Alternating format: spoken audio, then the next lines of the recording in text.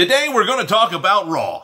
People going, that Michael's a special kind of guy. No, not that one. Try again. Wait a minute, don't! Stop it! I'm talking about the film that is titled Raw. Hit the button. Let's get started.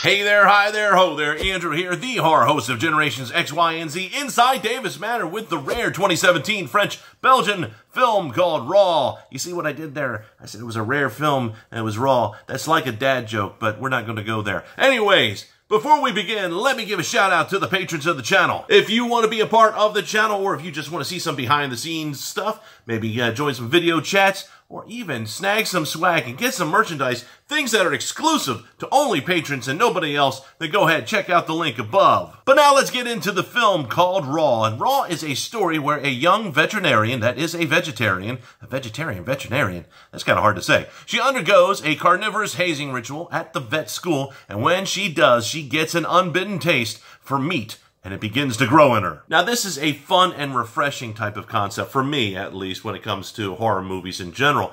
And you don't see this stuff in America at all. Quite possibly, that might be one of the reasons why this is a foreign film for those that are in the States.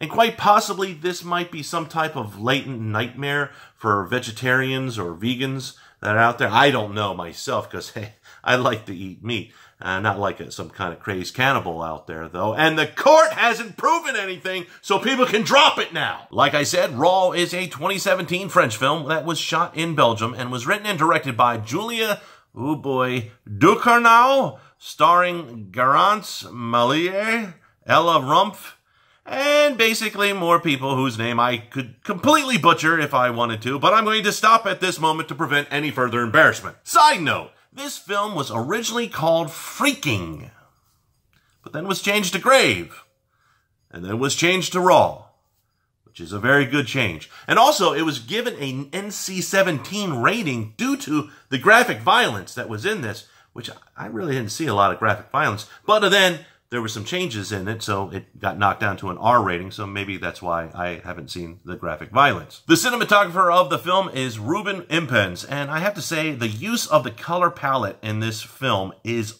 unbelievable. Does a great job. Most scenes have a very pale presence, and which turn makes the scenes that have blood even more jarring, and the red tends to just jump out in the screen. It's much stronger than what you would normally see, and kudos to the film crew for subtly doing all of that. And like I'm saying with the cinematography here, there are a few things that are done that are subconsciously affecting you. I mean, like I said, the color palette that was used, there's a lot of paleness in the movie, and it helps make the blood much more intense out there. But there's a lot of muted tones throughout the film as well, especially the paleness and the a light blue haze paleness on there as well. And it gives the feeling subconsciously a lot to the audience, the feeling of isolation, which is exactly what the main lead feels while going through her journey. So it makes us feel with her as well, all subconsciously. I mean, she feels alone. We feel that with her throughout the entire film. And I've already mentioned, poorly might I add, the actors' names, so I'm going to dodge any further embarrassment. I'm going to just refer to them by the character names instead, because it's a lot easier for me. And this film has a hidden coming-of-age story inside it,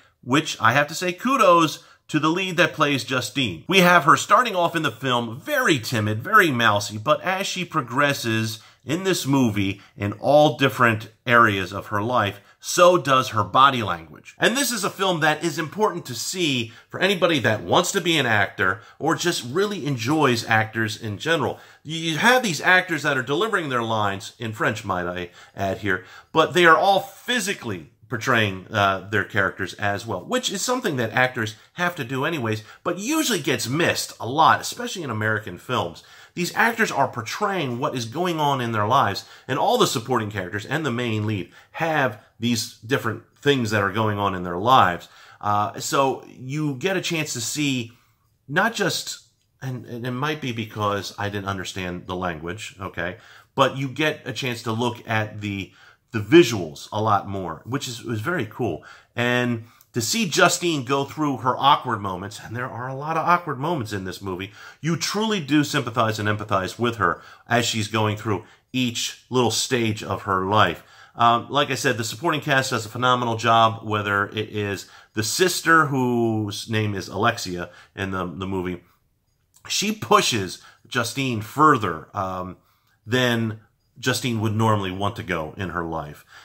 So she's kind of a catalyst in many things. And then there is a love interest, I guess you could say, with a character named Adrian, who has an interesting lifestyle of his own, and you see Adrian's journey as well, which is pretty cool because usually you don't get a chance to see that in supporting characters. Definitely you don't get a chance to see that in supporting characters in a horror movie. There's usually just fodder, and that's it. So I really think the funny thing, let's just put it this way, the funny thing in this film is that the main character, Justine, okay, is trying to figure out her life, but the supporting cast is trying to figure out their life as well. So you get a chance to see things in different scopes all throughout. And it's very subtle, too. And supporting cast, you did a great job. I loved it. But I have to say, the one thing that wins me over the most in this movie is the special effects. Some of it is just blatantly in your face, but the precision of the human anatomy is just beautiful in this film. Also, there is a scene where Justine has some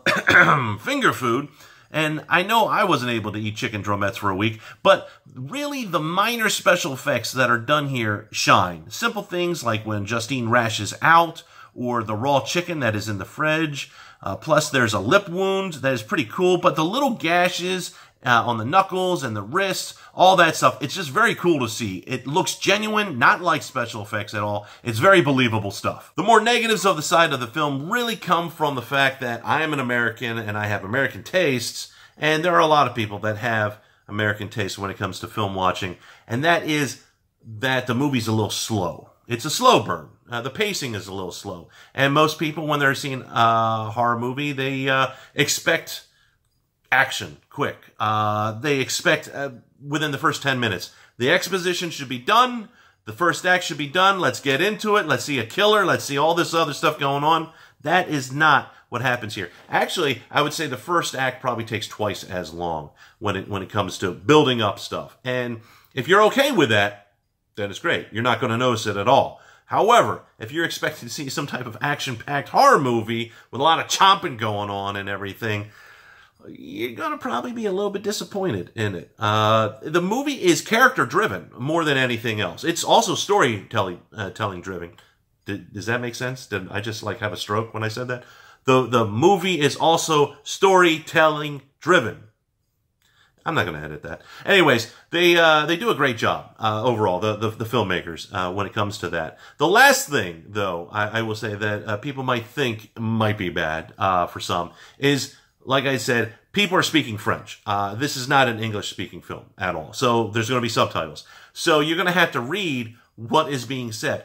They do a great job, like I said, physically portraying what is going on. So you could watch this film without the subtitles and still get the gist of the story, but you're going to miss some of the small dialogue between the characters. So yeah, you're going to have to watch the subtitles on here to get the full, experience. So if you are okay with subtitles and a slow-paced beginning, then this movie should give you the proper amount of squirming in your seat. I mean, it's not a gore fest by any means necessary, but it does have its share of nastiness. So if you want to see a horror movie that is focusing on the descent of someone and all the taboos that are pushed on people in all forms, then yeah, you want to see this movie. And it might push your boundaries a bit too. So check out this film. It's not quite purchase worthy for me, but definitely worth throwing some money out for a rental. So do you agree with me or disagree with me? Go ahead, leave a comment down below. And remember, like, share, subscribe, plus hit that bell icon so you get notified the moment I upload. And I will see you in